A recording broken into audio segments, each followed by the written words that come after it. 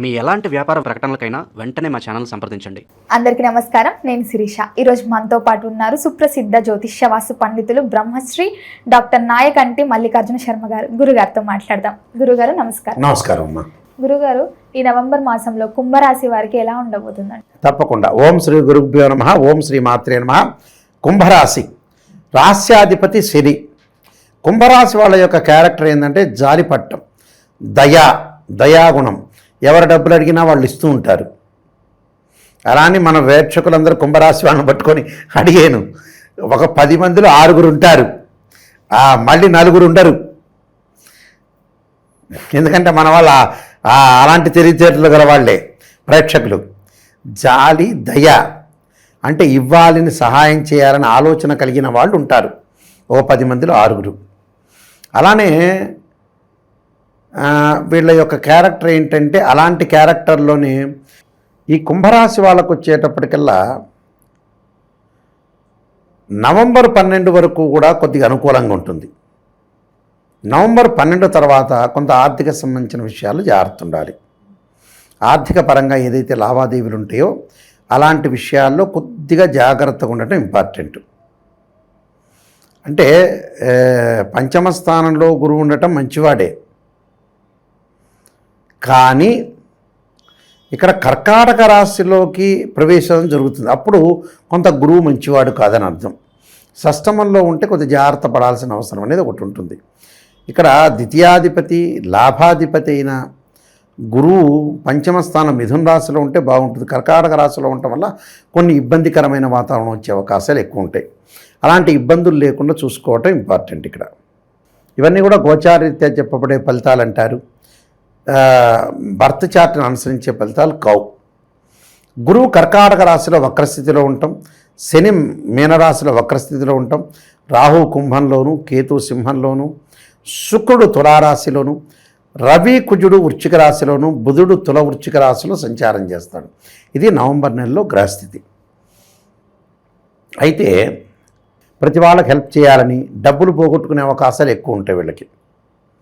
డబ్బులు పోగొట్టడం ఒకటి, తర్వాత దైవ ధ్యానం ఎక్కువ, యోగా చేయటం, మెడిటేషన్ చేయటం, ఎక్సర్సైజ్ చేయటం, ప్రతి వాళ్ళకి జాలి పట్టడం, దయా కరుణ హృదయాలతో బాగా ఎక్కువగా ఉంటారు. అంటే ఎవరు ఏమన్నా కూడా పోనీలే అనుకొని సమర్థవంతంగా చేసుకుంటారు కుంభరాశి వాళ్ళు. ఆరోగ్యపరంగా అప్పుడప్పుడు ఇబ్బందులు పడే అవకాశాలు ఎక్కువ ఉంటాయి. కొంచెం పనులలో లేటుగా ఉండే అవకాశాలు ఎక్కువ ఉంటాయి. పనులలో లేట్ చేసుకుంటుంటారు, ఆలస్యం చేసుకుంటుంటారు. అది కుంభరాశి యొక్క క్యారెక్టర్. ఏదైతే ఈ కర్కాటకము మిథునం యొక్క సంచారం అనేది జరుగుతూ ఉంటుంది సహజంగా. ఈ కుంభరాశి వాళ్ళకు వచ్చేటప్పటికల్లా 6వ స్థానంలో కర్కాటకంలో ఉండటం వల్ల ఆర్థిక పరంగా ఇబ్బందులు లేకుండా చూసుకోవాలి. కొంత పొదుపు పాటించుకోవాలి. డబ్బులు ఎంత ఖర్చు పెట్టాలో మితంగా అంత ఖర్చు పెట్టుకొని ముందుకు వెళ్ళాలి, లేకపోతే ఇబ్బందులకరమైన వాతావరణం ఉంటుంది. అయితే శుక్రగ్రహం బాగుంది వీళ్ళకి. ఈ నెలలో శుక్రగ్రహం బాగుంది కాబట్టి ఆర్థిక పరంగా అనుకూలంగా ఉంటుంది. వచ్చింది కదా అని డబ్బు ఖర్చు పెట్టడం కాదుగా.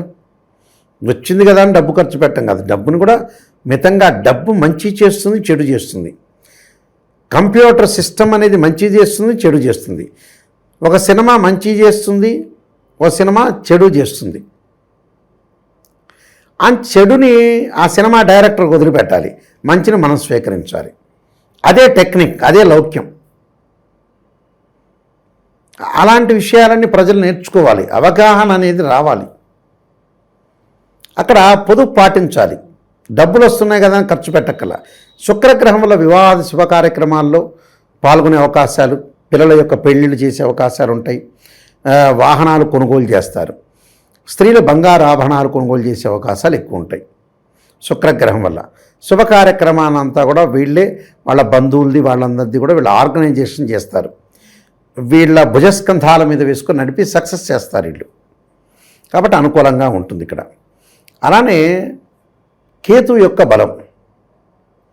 కేతు 7వ స్థానంలో కేతు యొక్క సంచారం వల్ల వివాహాది శుభ కార్యక్రమాల్లో పెళ్లి చూపులకు వెళ్ళేటప్పుడు 1-2 సంబంధాలు తప్పిపోయి 3వ సంబంధం కలిసే అవకాశాలు ఎక్కువ ఉంటాయి. తీర్థయాత్రలు, పుణ్యక్షేత్రాలు, నదీ స్థానాలు ఇలాంటివన్నీ కూడా చేసే అవకాశాలు ఎక్కువ ఉన్నాయి. అలాంటి రవి వల్ల ఉద్యోగ బలం అనేది బాగా పెరుగుతుంది. ఉద్యోగంలో డెవలప్మెంట్ చెందుతారు వీళ్ళు. అలానే ఆస్తులు కొనుగోలు చేయటం, అలానే కుజుడి యొక్క ప్రభావం వల్ల భూములు ఇళ్ళు కూడా కొనుగోలు చేసే అవకాశాలు బాగా ఎక్కువ ఉంటాయి. అంటే బుధుడి యొక్క ప్రభావం వల్ల వ్యాపార విస్తరణ చేస్తారు. అంటే వ్యాపారాన్ని ఎక్స్పాండ్ చేయటం, రకరకాల కొత్త వ్యాపారాలు, నూతన వ్యాపారాలు, అలానే భాగస్వామ్య వ్యాపారం కూడా బాగా కలిసి వచ్చే అవకాశాలు ఎక్కువ ఉంటాయి. విద్యార్థులు మటుకు అధిక శ్రద్ధతో చదవాలి. వేరే వ్యాపకాలను తగ్గించుకొని చదువు మీద కాన్సన్ట్రేషన్ చేసి ముందుకెళ్ళాలి. అలానే కుంభరాశి వాళ్ళు శని వక్రగతిలో ఉండటం వల్ల ఆరోగ్యరీత్యా జాగ్రత్త ఉండాలి. అంటే వక్రస్థితిలో ఉండటం, రాశిలోనే రాహు ఉండటం వల్ల విదేశాలకు వెళ్ళే అవకాశాలు ఉంటాయి. కానీ బట్ ఆరోగ్యాన్ని మటుకు ఫస్ట్ ప్రయారిటీ చేయాలి. అంటే కాళ్ళ యొక్క ప్రయారిటీ, కాళ్ళు చేతుల యొక్క కింద పాదాలు కాళ్ళ విషయంలో చాలా జాగ్రత్త ఉండాలి. ఎక్కడ యాక్సిడెంట్స్ కాకుండా, అలానే ఆరోగ్యపరంగా కాళ్ళ నొప్పులు, మోకాళ్ళ నొప్పులు, పాదాల నొప్పులు ఇలాంటి వాటిలో మటుకు కొంత కేర్ తీసుకోవాలి. అంటే చాలా ఆర్థోపెడిక్ సంబంధించిన విషయాలు కొంత జాగ్రత్తగా తీసుకోవాలి. అంటే లైఫ్ని ఎన్హాన్స్ చేసుకొని ముందుకు వెళ్తారు. కానీ బట్ హెల్త్ పరంగా కూడా హెల్త్ ఈజ్ వెల్త్ అన్నారు, హెల్త్ ఈజ్ గ్రేట్ లక్ అన్నారు. అలాంటి విషయాల్లో కూడా ఫస్ట్ ప్రయారిటీ చేసుకొని ముందుకు వెళ్ళాలి. అంటే శని వక్రగతిలో ఉండటం వల్ల ప్రాబ్లమ్స్ వచ్చే అవకాశాలు ఉంటాయి. కాబట్టి చాలా జాగ్రత్తగా ఆలోచన చేసి ముందుకెళ్తే వీళ్ళు డెవలప్మెంట్ అయ్యే అవకాశాలు ఎక్కుంటాయి. అంటే ప్రతిదాన్ని కూడా మనం ప్రతి విషయాన్ని ప్రపంచంలో జాగ్రత్త అనే మాట చాలా ఇంపార్టెంట్. అన్నీ కూడా మనకి ఏదో మనం నెగ్లెక్ట్ చేయకూడదు. ఎక్కడా నెగ్లెక్ట్ చేయకుండా భగవంతుడు ఇచ్చిన జీవితాన్ని ప్రశాంతంగా వాతావరణంలోకి వెళ్ళిపోవాలి. కొన్ని రోజులు సంపాదించాలి. 58 ఏళ్ళ 60 ఏళ్ళ గవర్నమెంట్ ఇచ్చిన తర్వాత కొంచెం తగ్గించుకుంటున్నాను. అంటే ఆరోగ్యాన్ని కూడా ప్రయారిటీ చేసుకోవాలి. కేవలం ధన సంపాదనే కాదు కదా, ఆరోగ్యాన్ని కూడా ప్రయారిటీ చేసుకొని పిల్లల్ని సెటిల్మెంట్ చేసే అవకాశాలు కూడా చూసుకోవాలి అందరూ కూడా. చాలామంది కూడా ఏం చేస్తారంటే అన్నీ కూడా ఏదైతే ఉంటుందో దాన్ని నెగ్లెక్ట్ చేస్తారు, ఏదైతే కావాలో దాన్ని ముందుకు తీసుకెళ్తారు. ఇలాంటివన్నీ ఓవరాల్గా చూడాలి. కొన్ని రెమెడీస్ చేసుకొని ముందుకెళ్ళటం మంచిదమ్మా.